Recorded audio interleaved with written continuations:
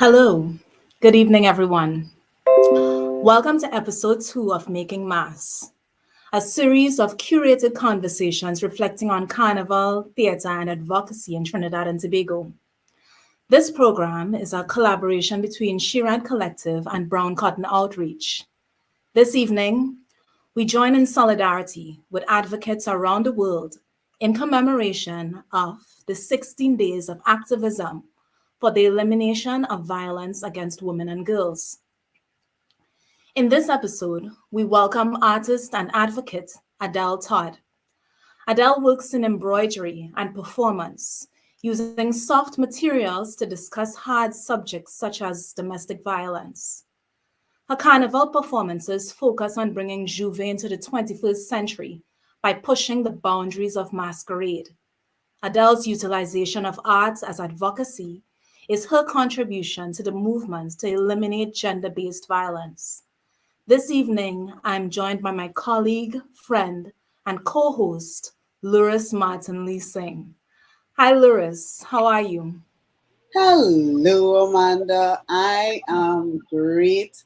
It's such a pleasure to be here again. Our second episode Yes. of Making Mass. We fully 100% rock. So I'm really excited about this episode. Since we've been talking and thinking about Adele Todd, I remembered I saw her show Jab Jab from 2015. And I remember watching the show and feeling all sorts of feelings. Discomfort, recognition. It was a rough ride, Yes. but I left the theater so excited and so inspired because it felt like somebody had just created something that had a sort of a meaning and a depth while also kind of exploring a trauma. I just remember being really inspired, and then coming back to her now, seeing her work, stalking her Instagram, uh, and of course, I think she's such a suitable person for us to talk to right now, as you mentioned, in the middle of the 16 days of activism. I'm as I was telling you guys earlier, I'm wearing orange today. I'm trying for a solidarity with Rihanna braless look today. Um, but the frame doesn't allow me to give you all the glory, just some. So I'm excited to have this conversation today. Can't wait to Similarly, get going. similarly, Adele is not afraid to have difficult conversations, and she does so with such a radicalization of softness. So I'm looking forward to talking to her this evening.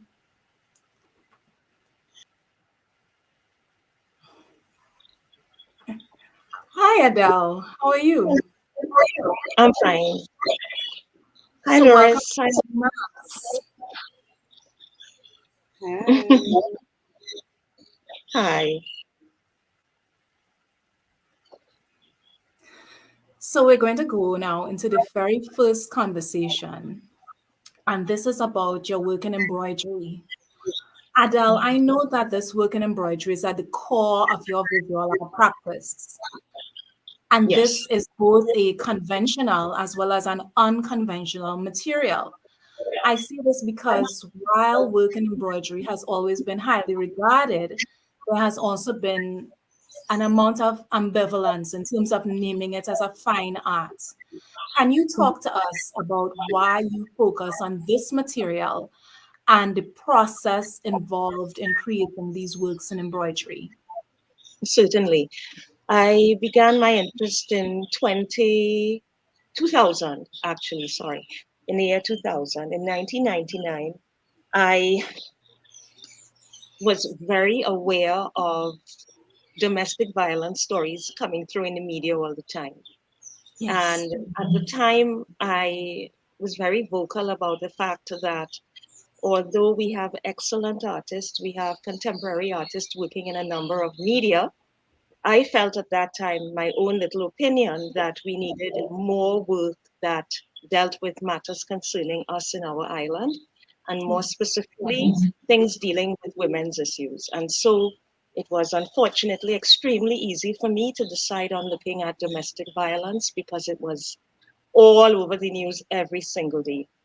And that encouraged me to start a body of work that was called HIT, a visual documentation on domestic violence.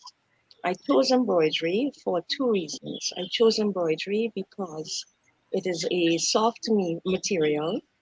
It is easy to work with. I was working at John Donaldson Technical Institute. I was lecturing at the school at the time. And of course, with very little time at my disposal, I decided that I needed to be able to work in my lunch hour. So um, at that time, I would bring my work to my other work to work with me, and I would embroider my images at my desk on a lunch hour, and then of course when I went home. But another more important thing, at that time, the 1999 Domestic Violence Act was being reread in Parliament. Yes. And so I felt at the time a need to embroider it in brown cotton. And that decision led to the choice of embroidery. Mm.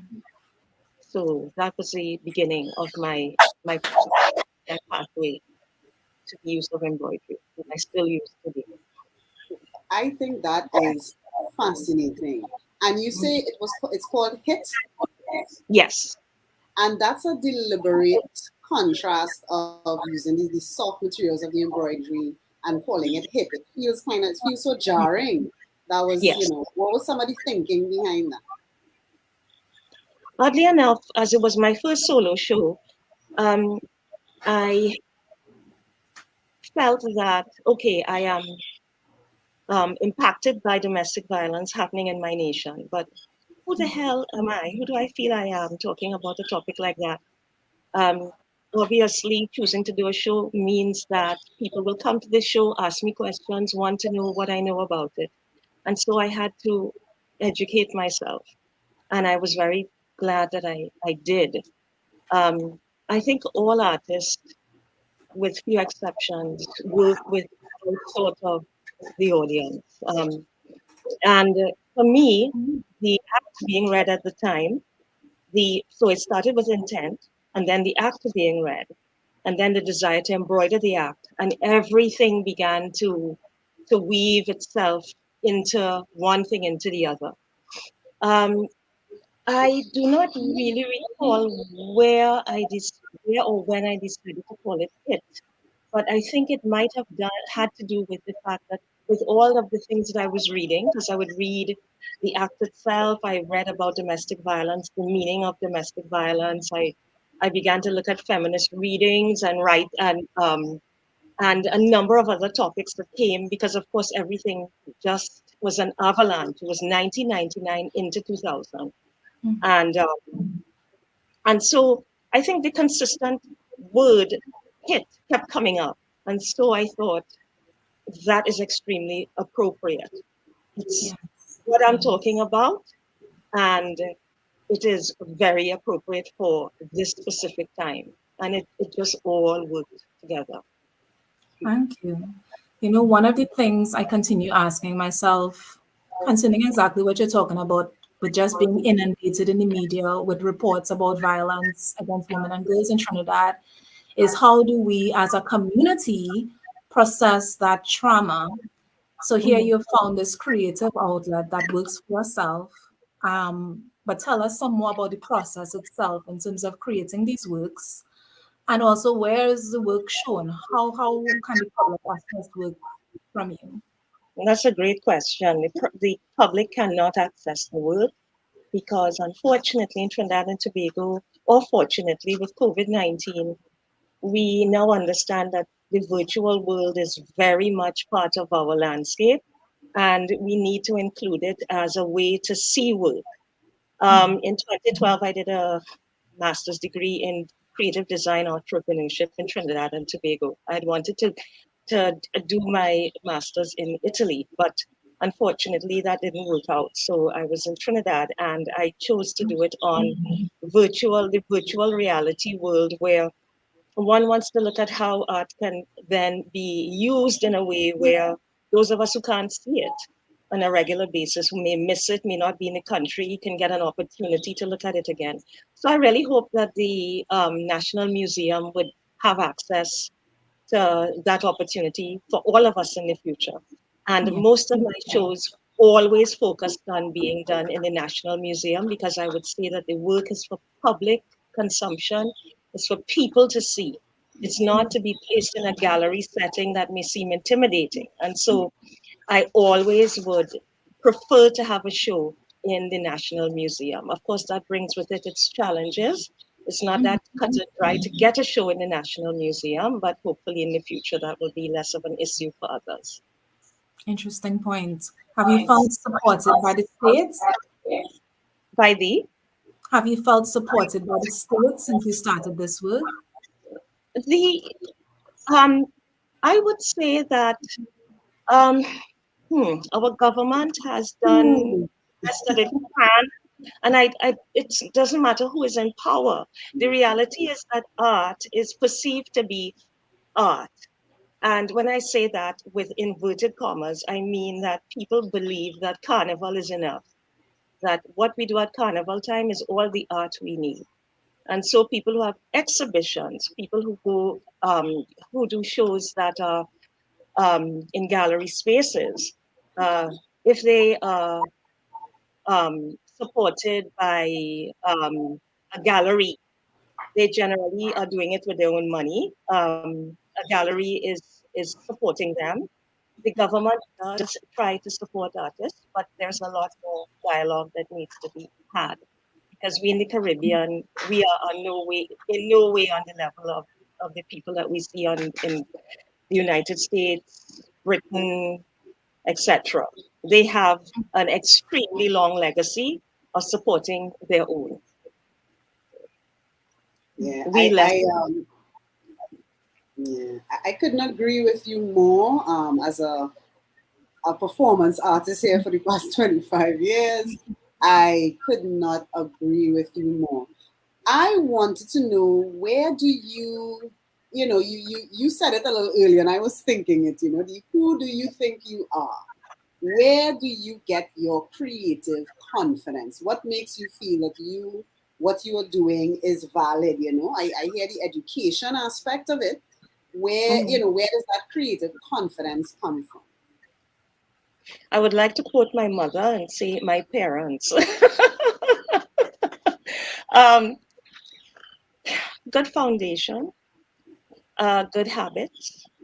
At 7, when I learned to read, that was one of the pivotal moments of my existence. The minute I could read, I was just out the door with joy, because nobody had to tell me what something said. And then I wanted to read everything that I could. But I want to make a small point about something we were just mentioning. When I did the research on domestic violence, I came upon information that was very jarring to me, that I had to confront myself, which was that violence includes how we speak to each other. And when I had this conversation with, at the time I was married, so I had that conversation with my husband at the time. And I said, we have to really watch what we say to each other. We have to watch the kind of conversations we're having with each other. We have to watch how we argue. And that is part of domestic violence. And at the time, very difficult thing to say to someone, because you have to admit that you're part of the problem. And in the research as well, um, I read a lot about women and the fact that women use their mouth as their symbol, or their Twist. weapon of choice, Yeah. their weapon of choice. And of course that has led me now to do further work.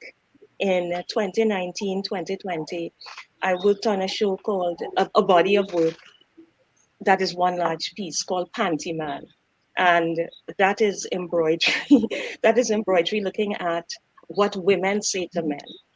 Mm. And it talks about male fragility because we talk about male toxicity, but we need to understand that we are all responsible. Men don't just automatically get up one day and decide to be violent.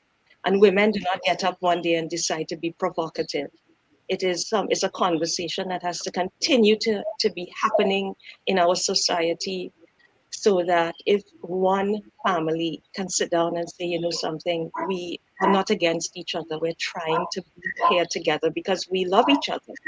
And if we could find a way in to Mhm. conversation where it's not about winning, it's about listening, maybe we can get somewhere. Hmm. Wonderful. I So think you are that's looking at fantastic. getting further conversations around how to mitigate violence in homes. Yes, because in as you know, in our island, we we have a tendency to have, I'm not saying that we're any different than any other country, but we have a tendency to have our social lives, which is now being curtailed because of a pandemic, and we have our internal lives. And so we do everything that we can externally to make everybody happy, particularly female, the female of the species. We want to make sure everybody's taken care of. How much care we take of self, that is questioned. How much real time do we take to put out to others what our needs are? And how, again, how much do we really listen? And how much do we really believe in what we say? Hmm. Right. Yeah. Interesting. Now, Adele, when getting ready for this episode of Making Mass, quite Yes. a number of your supporters wrote to me via email or Facebook once I started sharing the invitation with compliments on having you for the show. Oh, uh-huh. These are people who either performances in person or read about the work that you're doing. So we want to discuss some of your performances. You have work in Carnival that directly relates to traditional masquerades. We want to Yes. discuss these masquerades that you utilize, going in depth on the background of the characters, how each was amended for your performances, and details of the performances as well. So in Wonderful. 2009, you did Dame Lorraine. Yes. 2011, you did your take on the baby doll. 2015, as you mentioned before, Jab Jab. And then in 2021, Pissenlit. Can you first talk to us about the 2009 performance of Dame Lorraine? Oh, certainly. Oh, wow. I am also a graphic designer. My first degree is in graphic design. I studied at Pratt Institute in Brooklyn, New York, and I have loved the work of Aubrey Beardsley. Hmm. He is arguably one of the earliest graphic designers of that generation. That's people like Oscar Wilde. And Aubrey did a large drawing of a man standing with a very large penis. And I love that image. He did a lot of naughty drawings that he wanted destroyed when he died. But fortunately, friends of his did not do so. So he had images of people farting, that sort of humor, that gallows humor, as it were. So anyway, I liked it, and I always planned to use it somehow. So in 2008, because every Jouvay performance, you have to think of it a year in advance. So in 2008, I was thinking about um, Jouvay, and I had gone to Villa Coup, and I did not enjoy it. And I didn't enjoy it because I felt that it was only for tourists. I didn't feel included. And usually when I feel like that, I mentioned before in 1999, when I felt it's always something that will drive me to make work. So in 1999, I'm driven by domestic violence. It's too hard to ignore. It's waking me up in my sleep. In 2008, I go to Villa Coup. I'm looking around. I'm like, wait, no. I may as well be a tourist because this isn't for me. And so I decided that I have to create a character. And what did it for me was a woman prancing around as Dame Lorraine. And I was like, but there's something that's not quite right here.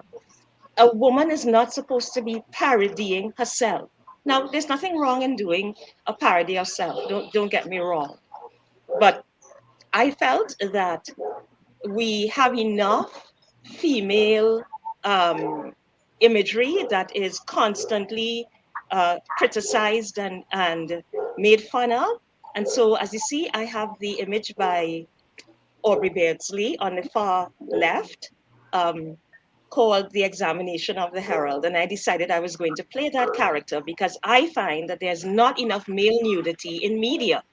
Men's bodies are extremely precious and special, and women could expose every part of their body, but men's bodies are very, very secretive, it seems.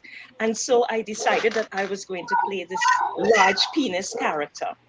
Um, what was interesting with the choice was that I really had no idea that no one had done it before. So I set out to create the character um, with certain prerequisites. It had to be something found, something borrowed. I didn't want the costume to be expensive. My neighbor lent me this gorgeous, gigantic tablecloth. I had a basket that I felt looked like a hat. So that's on top of my head. And then I had some foam to make the penis. And I set out that morning with a friend of mine, and I remember that I stopped in at my friend's frame shop, Space in a Space, where I show a lot of my other types of embroidery.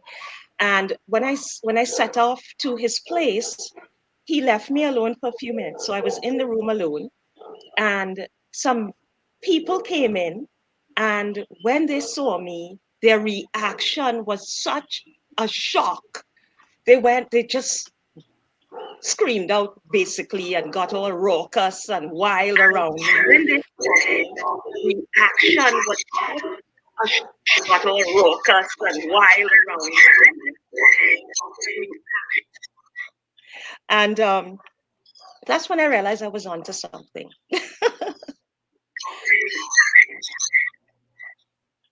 Well, I love it. I love it. I love it. I love it. I'm not ashamed to say that, I enjoy penis, and you definitely gave a lot of it there. So you're serving up what the people want. Yeah. I think with this performance of Dameron, there's also a very good statement on intersex politics in terms of Yeah. the inclusion and representation of intersex people in Carnival. Yes. Was this one of your considerations? I did not think so at the time, but I Mhm. have to tell you that as I walked the route in this costume, I had situations where people came up to me. There was one man in particular. He came up to me. I know that is a question, but he came up to me and he whispered in my ear. It was very polite. He was like, "What's a nice girl like you doing playing this masculine? Why are you doing this What's game?" a nice girl like you That's doing with a penis like this? That is not with a a big nice girl yes, costume. you know. Good girls don't wear giant And penises now, Adele, do they? no, no. Oh, And I saw people nodding and reacting. It was my first. I don't think I mentioned it before. It was the first Jouvay costume I'd done. And so after the months and months of planning it, you disappear into the character when you put it on. And it Mhm. happens every time I do a Jouvay costume. I totally disappear. So I forget I know what I have to do, but I forget that I am me. So it's a very interesting, magical thing. And that's why Jouvay is so special. People nod, people look at you. I remember there was a couple who came up to me and you could just see that for both of them, their sexuality was being questioned, but not in a threatening way. They were both talking to me from their own points of view, where she was being, for want of a better way of saying it, she was being very masculine in her responses, and he was being very feminine. And I love that. And I think that's why I continue to do Jouvay, because the yes, I give a lot of entertainment, but people also feed me. So I really, really appreciate the experience. Thank you. I'm really glad about your points in relation to intersex politics there because even within LGBT advocacy, I've found that intersex people are often erased, made invisible, or relegated to the private. So seeing this performance did bring up that for me, and I'm really glad that you did that work. So now moving to 2011's Baby Doll. Talk to us about your approach. Again, with Baby Doll, my partner, uh, graphic designer, Richard Bolai, had passed away. And oh, he was my closest, dearest friend. We were kindred spirits. And um, initially, when I chose to do Baby Doll, again, I wanted to turn the whole idea on its head. Baby doll is normally a woman walking around with a baby asking men for maintenance. And to me, 2020 period, that cannot stand. Okay, we now have men asking women for money. We now have men depending on women absolutely for their well being. So I chose to do a giant man child, and carry this man child. But interestingly enough, again, when I began to walk with this doll, this large man, um, some of the responses I got made me realize that I was also paying homage to my friend who had died. And I had an experience that I've talked about before in the Panchayat, where I was walking on a particularly lonely street, and I was walking in a processional manner because that's what the costume required. And I saw some people coming up on the other side of the road, and they at first looked very menacing because they fit all the profiles, unfortunately, of symbols of scariness. They were drinking, they were rowdy, they they just looked scary, and but I couldn't break, and I didn't break the procession. And as they got closer and closer, the rowdiest, most ragamuffin, rambunctious one paused right up next to me, and he poured out some of his alcohol to honor my costume. And Uh, that moment blew my mind. Hmm. like a libation. Yes, Mm, that is street vindication. yes, That is yes, because you're speaking on a level where everybody could access. You yes, know, that yes. that is, I mean, it's a powerful, powerful costume. You know, looking at the images, I'm like, wow, imagine that. Yeah. And we're having such interesting interaction in the comments. A lot of friends are popping in to say hi and just, talk about their feelings and their feedback on your work, which is so interesting and subversive and radical. I'm really enjoying myself. Oh, thank So you, thank you. now I saw Jab Jab. So tell me a bit about that. That was a really intense experience, and it went a bit deeper than the portrayal. That was a show. Yeah. Well, Jab Jab is, I like to call it a failed costume that has been my most successful for me mentally. And I call it a failed costume because I wanted it to do a lot of things. And I asked people who anyone I could ask. I asked architects, I asked engineers, how do I create a rope that can extend out and snap back? And everyone said, you can't. You can't. So I was really cutting it close with this costume, trying to find the solution.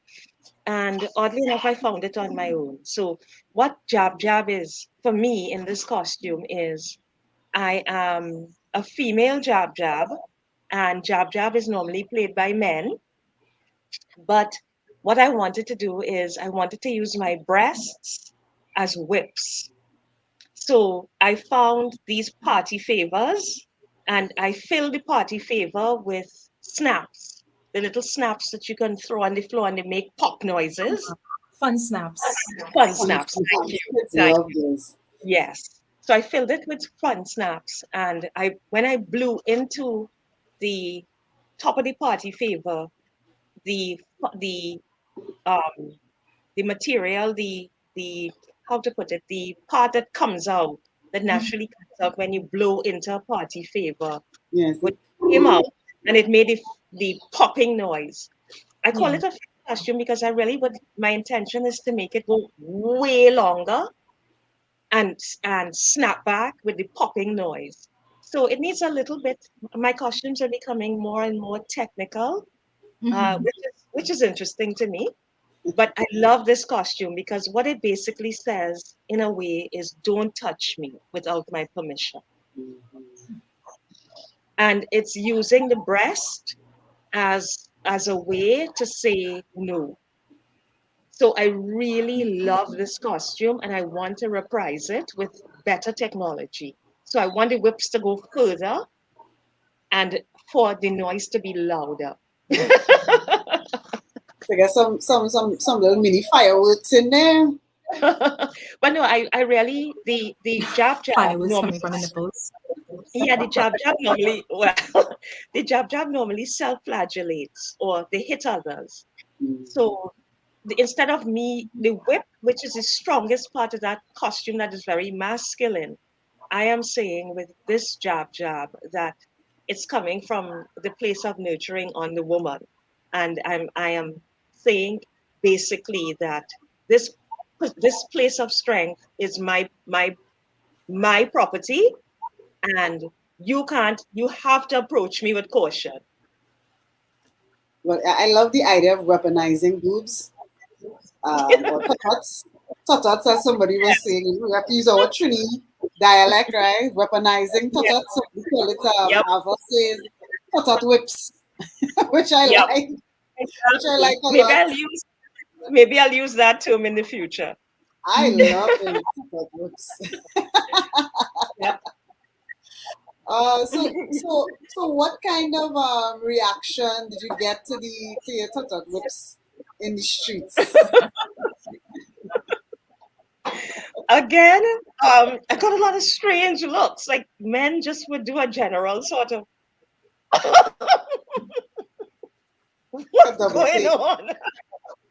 Yeah, double take. Yeah. So that was fun as well.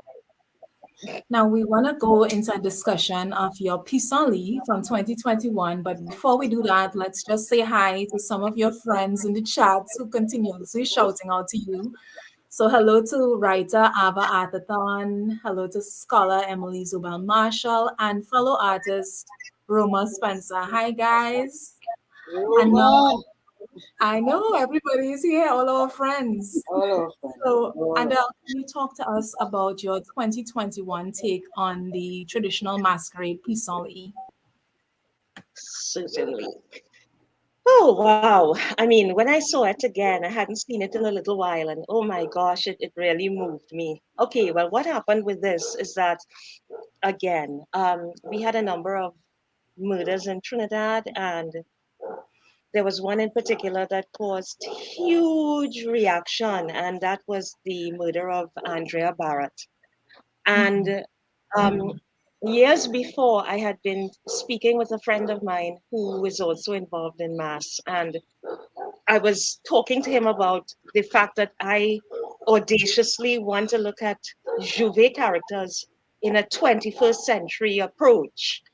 And we were throwing out different ideas to each other. And I brought up the idea of, and it was a brainwave. I got the idea of a bleeding woman as a costume. And he was vehemently against it. And the fact that he was so against it made me realize that I definitely have to do it. That's how you know you're Because on the right track. yes, oh yes, because he was so anti bloody lady, and I was like, yep, I am going to do a bloody lady, and I'm going to see when I'm going to do that. It's going to be the right time to do that. However, when the murder occurred and the reaction uh, that was given was the way it was given, um, I um, I felt that I wanted to consider doing this bloody character. But although it was something I said I wanted to do, I was not sure how to approach it. And so I didn't want to attempt a character based on someone who had died. I did not want to sensationalize it. But Mhm. the night that I decided that I was going to do it, I went to bed with all those thoughts in my mind, thinking that, okay, yes, you're asking me to do this, but I don't want to do it the wrong way. And that night, I could, again, it sounds so hokey, but I could not sleep. It was as though I was being told by so many people, so many women who'd gone through things. They were giving me permission. There's no other way to say it. I was being given permission. And Mhm. I got up in the morning and I said, you know something, I can't be afraid of the costume. I can't deny the costume. I can't assume that it would be taken the wrong way. I'm doing this because it has to be done. And that is why one of the first little images I have is of the blood underfoot. The Yeah. blood underfoot is the start of the understanding of the process. Because what I'm saying as well is that, okay, you have all these horrible stories we hear all the time of women who were in relationships that they agreed to be in, that they entered willingly and left most of the time without their lives intact. And I had to um, decide to tear down the costume to just sort of an angel, a lady in just a slip and this blood. But I wanted to make clear to anyone viewing this by having her with the knife to say, okay, I might be dying, but I'm not going down unforgotten. I'm not dying, and Mhm. that's the end of me. I am joining this mass because through blood we come. We come through the passage, and we are bloody in that moment. And yes, we might be dying in blood, but blood doesn't have to be a negative thing. Blood doesn't have to be masculine. Blood can be also part of a redemptive process. Mm-hmm. So that's why I said in Pantayat that I would like, of all the costumes I've done, I would like this one to enter the pantheon of mass. We have we have mud mass, we have chocolate this and chocolate that and all this sort of thing. But I think this blood has a place because mass is supposed to be something that, yes, you enjoy it, but it should also cause pause. It should also cause conversation. It should also frighten. It should shock. It should deliver a punch. And so that is the basis of this costume. Oh, and also, Pisani came again, just like with Dame Lauren. When I think of the fact that men make fun of women, imagine women bring you into this world and you make fun of them. You make fun of their period, you make fun of their breast, you make endless fun of them. Well, that's why I have no apology to make fun of the male penis in Herald, and I have no problem bringing blood into the mass to say, move aside, blood is here. The woman is very present, Right. and she have a knife. Adele, I mean, it's Well, in just addition to the birth canal and in addition to influences, mhm, just in addition to the inspiration, birth canal and inspiration, inspiration. violence, Yeah. there's also menstruation, Yes. also brings blood at a very central position in women's experiences. Yes. But And menstruation, of course, related to pain, shame, but also very regenerative as well. Was that yes, part of your consideration in creating this mask? yes, it was. Um, the costumes we're talking about, uh, they take a year, sometimes longer, and there are years when I don't play a mask. If I am not getting certain things right the first time, I Mm-hmm. would prefer not to play than to play the fool. I um I have very specific rules for myself for this. Yes. It's a journey. For me, it is an opportunity to, as I said, to take the mask further. I take this on very seriously. So although I come out to entertain, as I said before, I come out to entertain with a meaning and a purpose.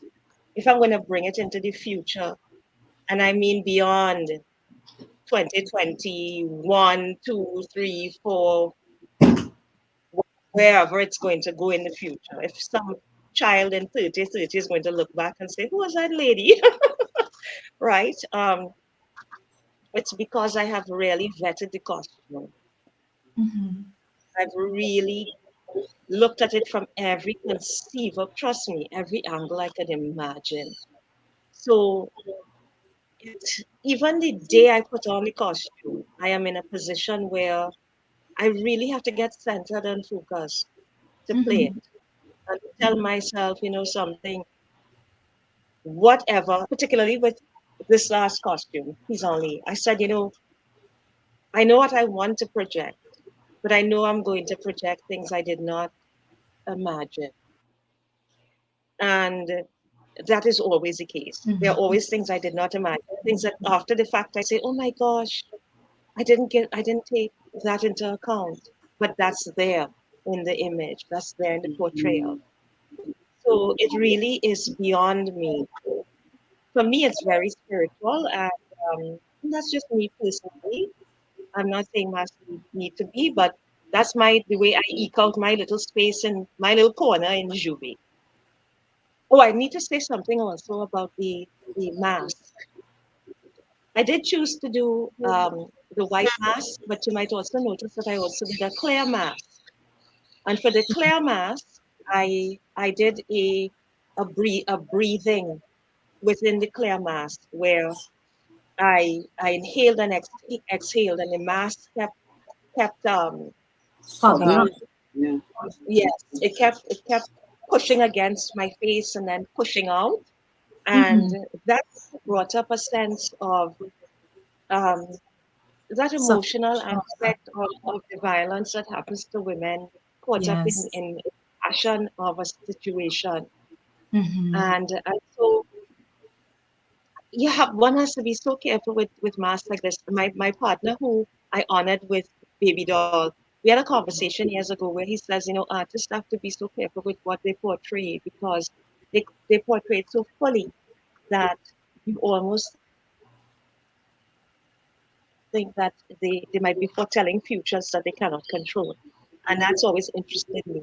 And so I would say to anybody choosing to do masks like this, to really do all the necessary things that you need to do to center yourself, to focus, and also to let it release it and let it go. Because difficult subject matter like this, um, it does make you responsible. You can't run from it. You can't hide from it. You've entered a discourse. You can't fade powder, as the saying goes. So Mm-hmm. you have to really know what you're doing. Well, that touches on a question someone asked in the comments, where Token Nikki says, your characters are very emotionally involved. What are your past masquerade rituals? Post masquerade rituals. So you talked a little bit about getting ready and the focus, and of course, of also being kind of transported and taken to a space by the portrayal. That even sometimes you can't anticipate, as Yes. well, of course, as people's perceptions and how they impress their perceptions on you as you portray it. It sounds like it's a very dynamic process. At the end of the day, though, after the carnival, how do you, what is your come down? What's the process? Thank you for the question. I'll start by saying, I knew I was doing blood mass. I knew I had to get blood. And it was like, could you imagine? I'm typing on my computer, how do you make blood? And then how do I erase this message? Right? Um, and so I had to make quite a large jug of blood. And Once you don't kill anybody, you'll be fine. yeah, yeah, but it was so strange. It's so strange as part of the whole thing, I have to make blood. Um, No animals were harmed in the creation of this map. no animals, no animals were harmed. A very interesting recipe.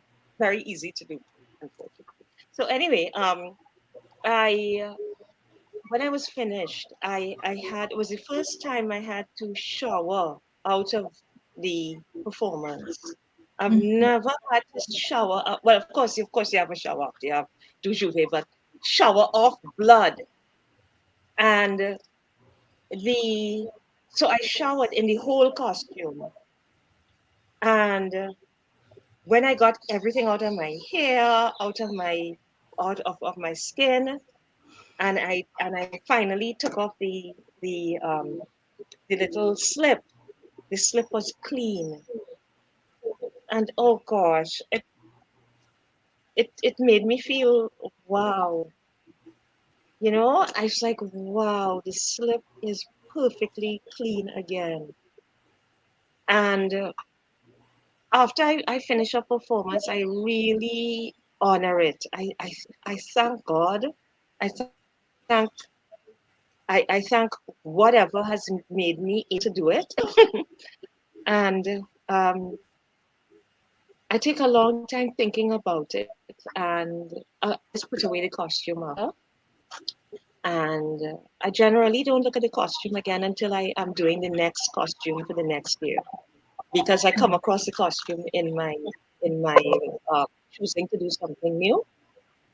But with this costume, I I really I gave thanks for the fact that I was given the okay by all the people who it would represent and it would impact.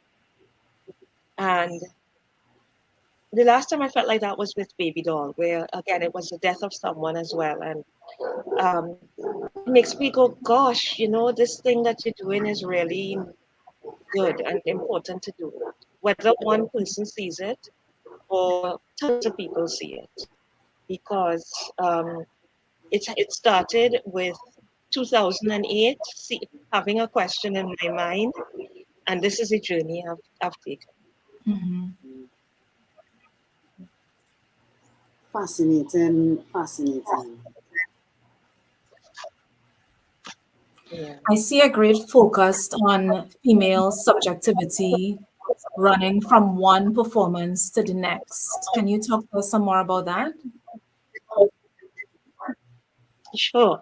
Um, Oddly enough, I'm an artist who pre um, how to put it. I'm an artist who would prefer to be considered an artist. I don't like labels, so I would be just to be honorary. I would say I don't want to be seen as she, her, or he, him, or even they, them. I'm an Yeah. artist. It's just like how I don't need to be black. I'm obviously who I am.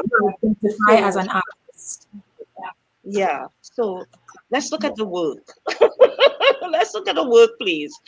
Um, So I think that, again, for me, I entered this very simply. I wanted to make statements dealing with taking Jouvay forward. No, but I asked no permission because all creatives can only be creative if they follow their conscience and their awareness, and you're given things in your mind to do all the time. You either listen or you don't listen. So people who say, "Well, I would like to, but," then you don't like to, you don't want to do it, right? Get over yourself. You don't really want to do it. You never wanted to do 100%. it, right? You don't ask permission. You do it. That's it. So for me, with that first costume, I realized that I have a place, I have a space, and I have to thank Jouvay itself. I think our carnival is one of our greatest assets because it is organic. It doesn't care who comes into the space, who leaves the space. Whether you come into the space to beat pan, to jump up with a child, or to wind down to the ground until 12 o'clock, Carnival Tuesday. It is one of those rare moments in the world, I would say, where no matter how you feel about it, like for many of us, it's like, oh gosh, look at how mask has changed. Everybody in a bikini bottom, and it has no meaning. Okay, fine. Yes, that's true. But equally, that is not mass, and that's not mass, the end of mass either. And that isn't the future of mass. Mass is constantly evolving. So when people begin to say things like, oh, it's dead, mass gone, or mass isn't what it used to be, of course it isn't, because it is always going to be what it's going to be. And it's very rare, I think, in the arts to have something that is so malleable, so neutral, onto which we place whatever our palette is. And we have our moment and then we are gone. So I love the strength of it. I love the fact that I can introduce myself, I can recreate something, I can make something new, and then I have my moment like everyone else. Well, I had a quick question, Adele. One of the Mhm. things you mentioned was not asking for permission, Yes. and I am a big fan and advocate and practicer of that approach to art. Do you feel like there was a point in your life where it was like, click, I don't need anybody to say, hey, come in, here's the door, you're an official artist now, produce work.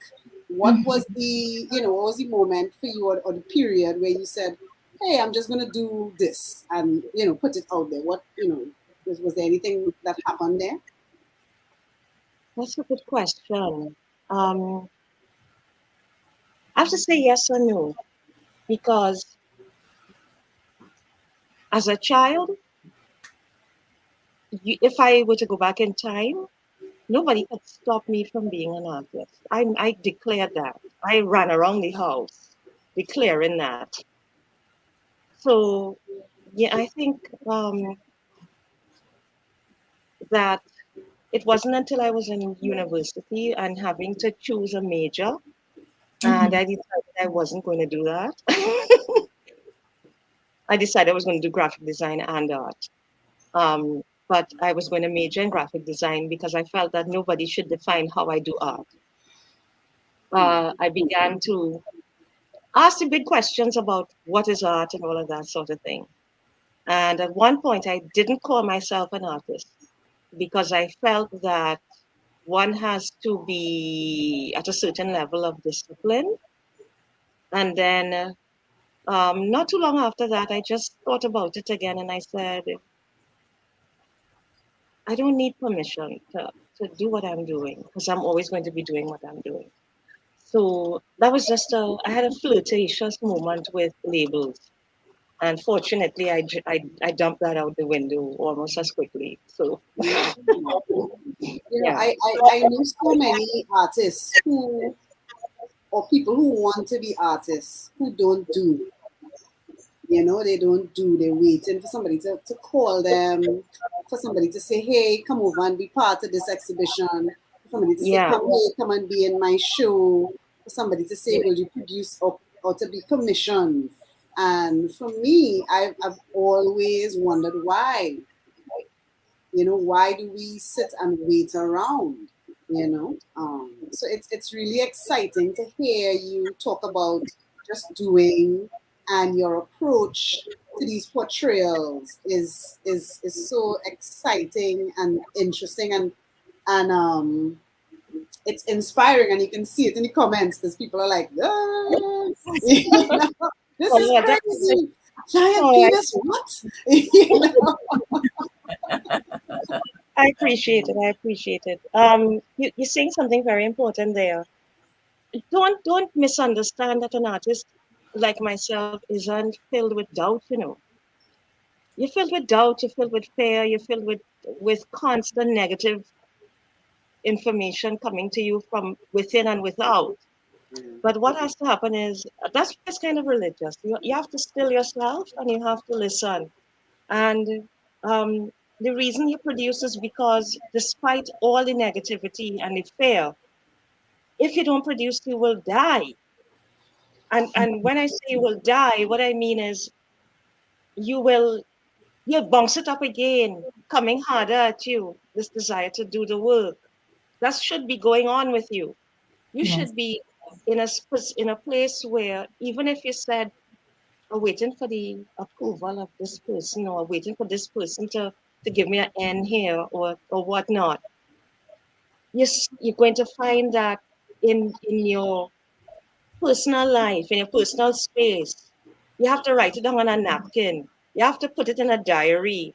You have to make some kind of physical mark that puts it there for you because it will keep coming around again and again. Many times when I've been a diary writer all my life, and if I look back into old diaries, and this is so hilarious. Sometimes I look back in an old diary and I'll have an idea of something I'm working on, and I'm like, yeah, this is so good. I want to do this, etc.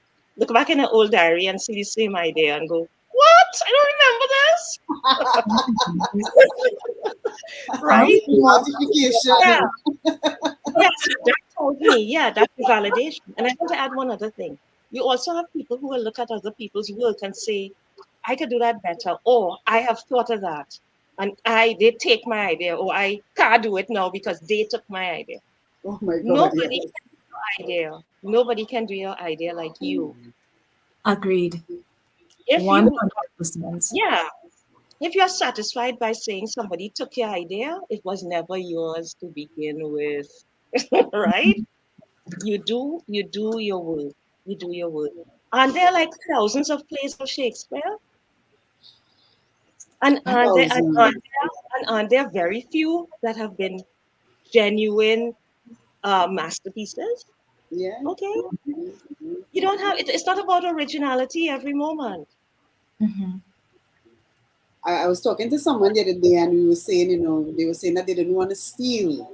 And I was like, steal? What do you mean? Thief everything and make it over, you know, how you are going to do it. Because you could take every single idea under the sun, and how you will do it will always be different. The key is not to Yeah, carbon copy it. Don't cut yeah, and paste. yeah, You know, and one of the things that hits home for me as well is the research. When yes, you talk about the research, and I find a lot of us, and I mean worldwide, not just Trinis, a lot of us who aspire to create art, we don't do the research. Yeah. You know, we don't do I the can't research, imagine and not. it I can't shows. imagine not doing the research. I can't imagine not doing the research. And regarding stealing, um, that's a little problematic. um, there's nothing wrong with looking at inspiration, and I think the young copy, the inexperienced copy, What you're supposed to do is you're supposed to internalize the information and make it your own. Yep. As a lecturer, I like to say to my students, at the end of anything you're learning, and if I'm a good lecturer, you should be able to deconstruct everything I've said, totally break it apart and put it back together. Because the information is always there to be challenged. You mustn't be afraid of approaching things directly. And that's why I love embroidery. Because embroidery is about facing those knots. And in embroidery, when you're facing a knot, you have two options. You have to go to the knot, and you have to do the opposite of what the knot is expecting you to do. You literally have to coax out the knot.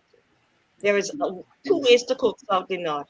You either coax out the knot by naturally understanding the way the knot flows, or you rip the knot. You choose.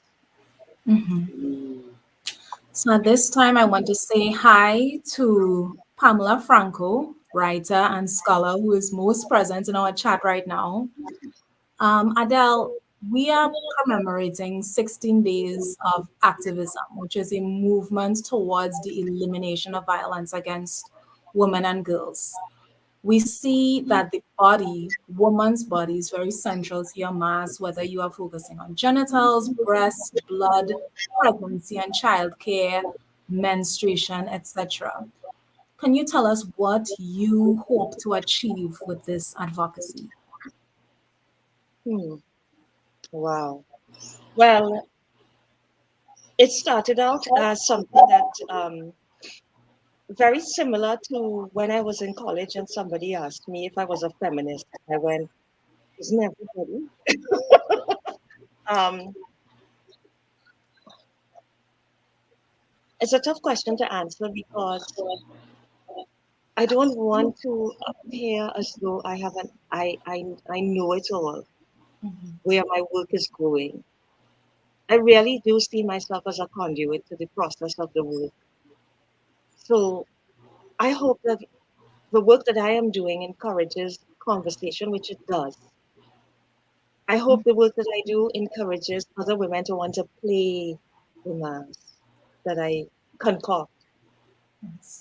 That's a hope and a dream. And that's why Peace Only and Blood Mass, as I mentioned, I'd like to put it into the pantheon. For it to be in the pantheon, women have to start playing it.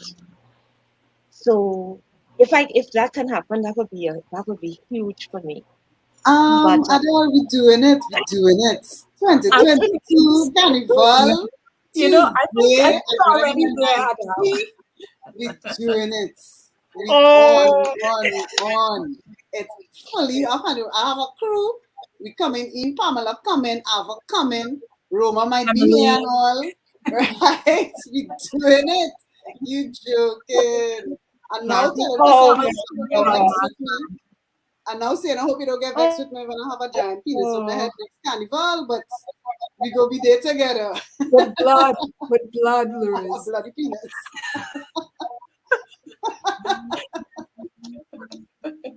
Oh, wow. Wow, wow, wow, wow, wow, Oh. wow, wow, wow, Adele, I hope you feel greatly supported right wow. now. I'm You're indeed speechless. in company of friends, and we truly appreciate the work that you are Wow. doing. It's amazing. It's amazing. I keep finding myself transported. I'm like, I'm Uh, here with you all, and then Adele will say something, and I gone off on a mental adventure and have to bring myself back. You know, it's so showing. It's so showing. Yeah, and I'm glad wow. that you talk about My your gosh. influences, especially with your Damlerin costume. You know, you looked at the illustration of the Herald, and then you talk about Jouvay 3030 and what you hope to achieve in terms of your carnival presentations. I think just as much as you were influenced by that illustration, I'm sure young people looking at what you are doing are influenced by your images as well. And I am sure we will see in the future masquerades that refer to you as the inspiration. So, excellent. Yeah. Hmm. Wow, I'm really touched. I really, really am. Gosh, because when you set out on this road, it's a lonely road, and it's a highly personal thing process. And you don't do it. You definitely don't do it for free. You don't do it for money. And as you know, with artists, we're always perceived as being quite okay to work for free, which is absurd. So, um, wow, this means a lot. Thank you, ladies. I'm really moved. You're Hmm. welcome. So are we, And honestly. thank you. So, Adele, Oh, there is this phrase you keep yes. using, which is Jouvay 3030, Jouvay 3030.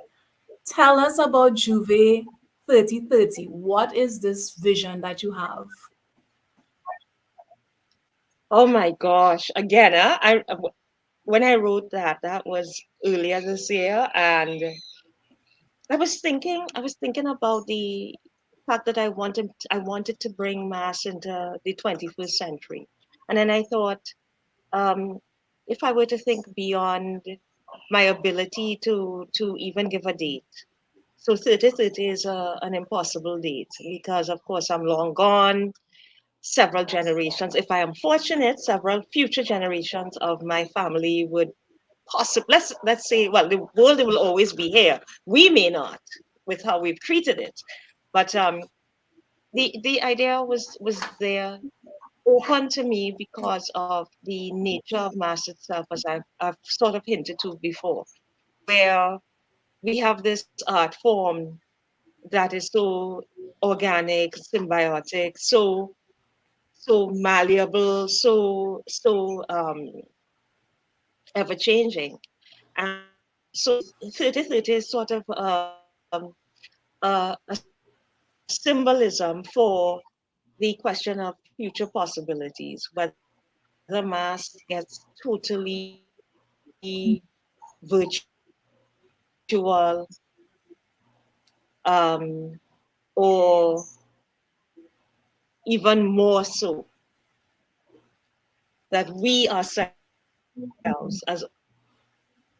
as carbon, as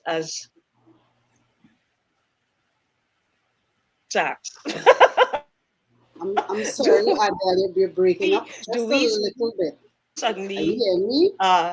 become no longer people, but become our consciousness in the future? What would mass look like? And I felt in having that sort of conversation, we can understand that what we have is truly a great thing. We hear so many negative things about yes. Yeah, I think we have a lag here. Um,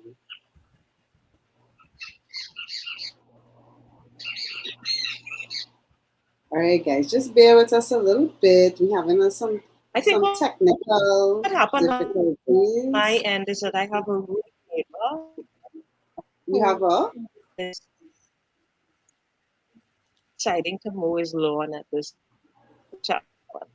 oh, So I hope you're hearing me. you're Yeah, more. so It's more of a 30 tech. was an opportunity to ask basically the impossible questions of the future of maths, where we insert ourselves into the future in a way where we continue to build on something that is greater than the sum of its parts. As you know, Carnival at this moment is devoted to so many countries. Mm, yes, we do. But it's imported to many countries. And why wasn't it Brazil? Why?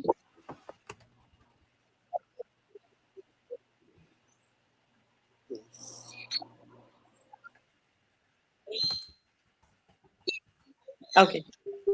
Adele, we're just going to try taking you out and bringing you back in to see if that works. Okay, so we need you to re-enter the studio. All right, apologies, our wonderful audience. Just bear with us a couple minutes. Let's Yes. see if we can get this a little smoother.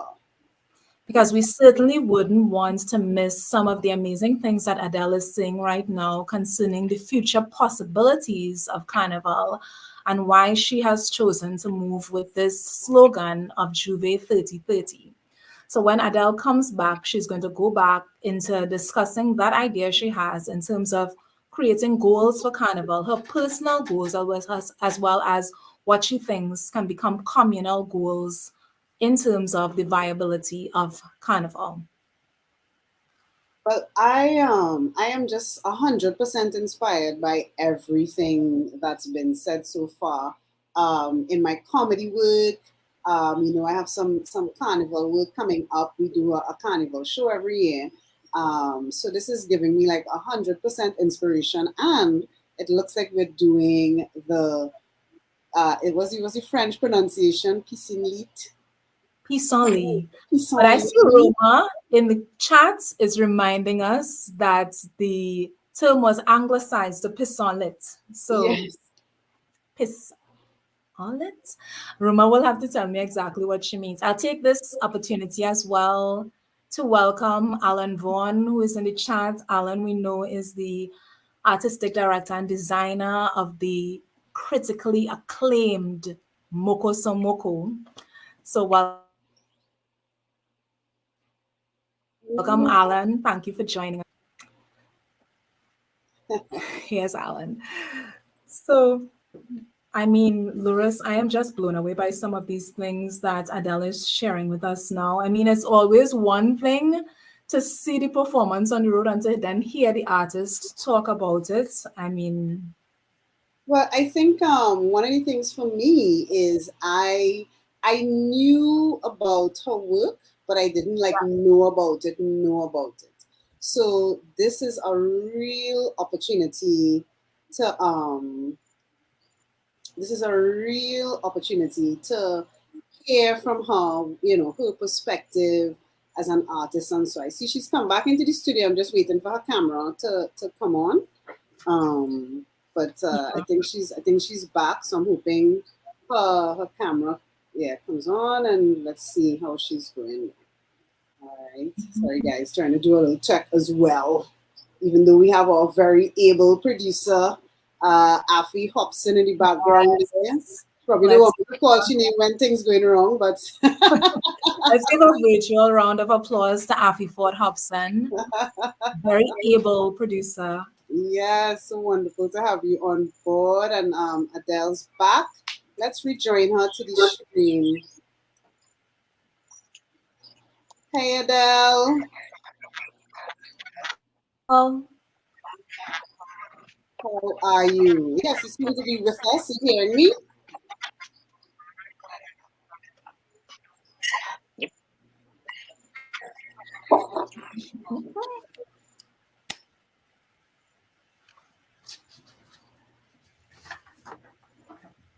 Hi Adele, you're back.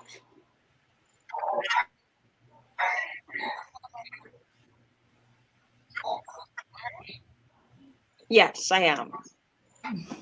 wonderful. Wonderful. All right. You Well, were one of telling the us I'm about back. 3030.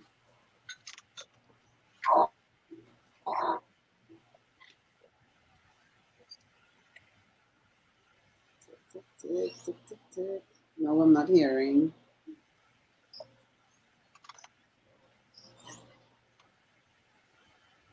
What we have, I think the issue we're having, folks, is we have a lag. So there's a bit of a delay. Hi. Hey Adele.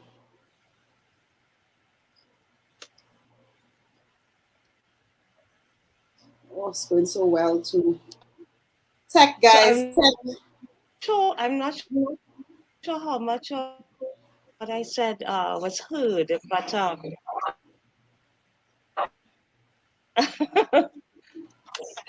yes. You go ahead. We're hearing you. With 3030, I chose an auspicious date, and I'm using because when one looks at the history, you're not hearing me. Oh We're Lord, hearing you. We're hearing you a bit. It's just breaking up a little bit, but please continue, and we'll hopefully it I'm will not clear up a muted bit. though. No, no, you're not muted. We can hear you. You're not muted. There's just a little bit of a delay. So just go ahead and start, and we'll do our best not to interrupt you Okay, as you tell us about Jouvay 3030. okay.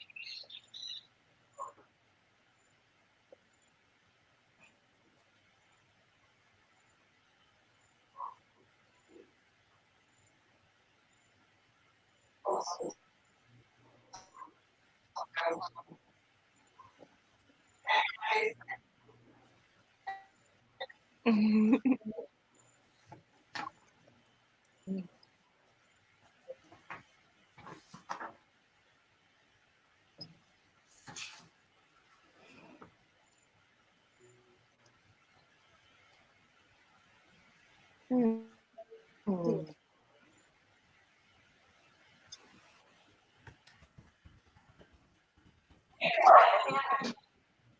Okay.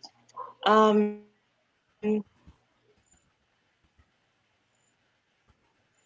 was taking into account the history of our carnival,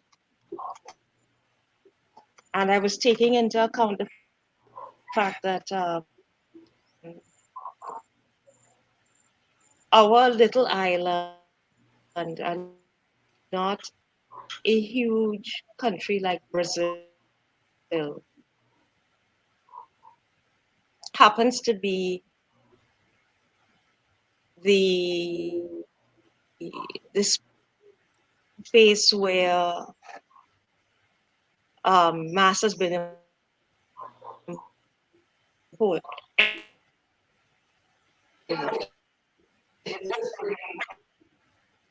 Mm.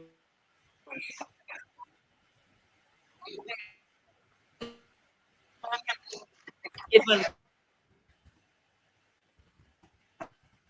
really history. When I think of the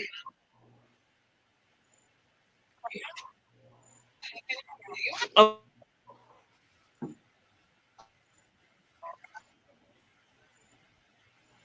All right, guys. We are so sorry. I can't even explain how sorry we are right now that we are having so much trouble with getting our communication from Adele Todd because oh boy, a These conversation things was going happen good. Yes, we have on digital platforms. on So, mutual platforms. but Adele, as we know, was in the midst of talking to us about Juve 3030. And when she comes back, she is going to begin discussing the pandemic and how pandemics have affected creatives in Trinidad and Tobago, which I know is something that we can both relate to, Loris. So tell me, how are you coping, Loris? Oh, I am coping with the pandemic. I Exactly. am not coping with this never ending, worrisome, terrible situation that we are all at the mercy of. I'm not coping at all. How are you doing? I know you're traveling, you're all in Europe. What's it like out there in Europe? Where? Where? Europe, Europe. Listen, I have not left behind the great amounts of anxiety concerning contracting COVID 19. I feel like it's almost every day. I hear that someone else has either contracted COVID or someone has died from COVID. I continuously hear creatives talking about struggling in many ways, either financially or emotionally in terms of just navigating what's going on right now. Because it seems to come out of nowhere and remains very uncertain, period. Which is one of the things I want Adele to talk about. Adele, are you back with us? Her mic is Keep muted. that make us strong. We're hearing you, Adele. And it's very easy to criticize because it's something we do for sport. Mm-hmm. It's easy to generation is this and that, and they don't do this and they don't do that. But really, when you think of this tiny difference and how much carnival means to us and how much we've made the rest of the world see us through that lens of mass. Let me hear Take you us now. into the future to 3030 to basically say we are in good hands if we continue along our path, because it was never expected that something that began in a relatively negative space where people who were sold to a place they knew nothing of could come, put down roots, and build on the worst of the expectations and produce such beauty. When we think of where we're going, particularly as we're focused now on a pandemic and having to remain indoors, and lots of things that we grew accustomed to seeing have changed, we have an opportunity here to move like our mass.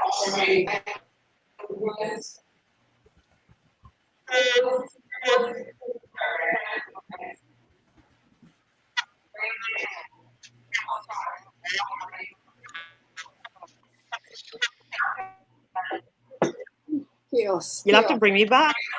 Boy, we're having such terrible technical difficulties today, but we're fighting up. These women just fight up.